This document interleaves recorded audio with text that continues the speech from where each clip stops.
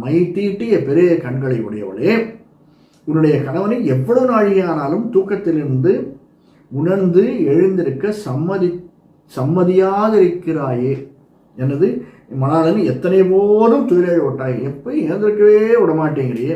ஒரு நிமிஷ காலம் அப்படின்னாலும் எங்களால் கண்ணனை பிரிஞ்சு இருக்கவே முடியலையே. எத்தனையேனும் பிரிவாற்ற கல்லாயால் நீ இப்படி இருப்பது உண்மையா? உன்னுடைய வல்லமை சரியா? இது சரியா இல்லையே, நீ அதுக்கு வழி செய்வாயாக அப்படின்னு சாதாரணமாக இந்த பாசுரத்தினுடைய அர்த்தம்.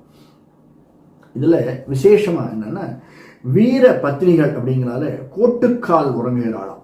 யானை தந்தத்தை உடைய கட்டில் அப்படின்னா பலவிதமான யானைகளை வெற்றி கொண்டவன். போன பாசுரத்திலேயே பார்த்தோம், அம்பரமே தண்ணீரே சோரை அரஞ்செய்யும் அப்படின்னு. அதற்கு அடுத்த பாசுரம் உந்து மதகளிற்றன் ஓடாத தோல்வலியர். எப்படிப்பட்டவன்? யானையை உடையவன், மதநீர் பெறுகின்ற யானையை உடையவன்னா என்ன அர்த்தம்? அப்படிப்பட்ட யானைகளை அழித்தவன்னா, போர்ல யானைகள் அழிந்ததுன்னா என்ன அர்த்தம்? பலவிதமான வெற்றிகளை குவித்தவன்.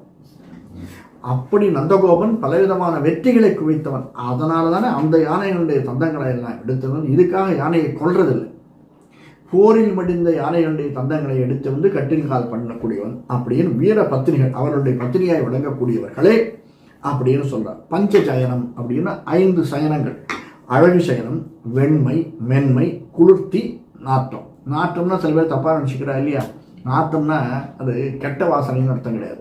துர்நாற்றம்னா தான் கெட்ட வாசனை. இதை போன பாசுரத்தில் தான் சொன்னேன். நாற்றம்னா நல்லது. ஏன்னா நம்ம இப்போ கெட்டதெல்லாம் நல்லதாகிடுத்து, நல்லதெல்லாம்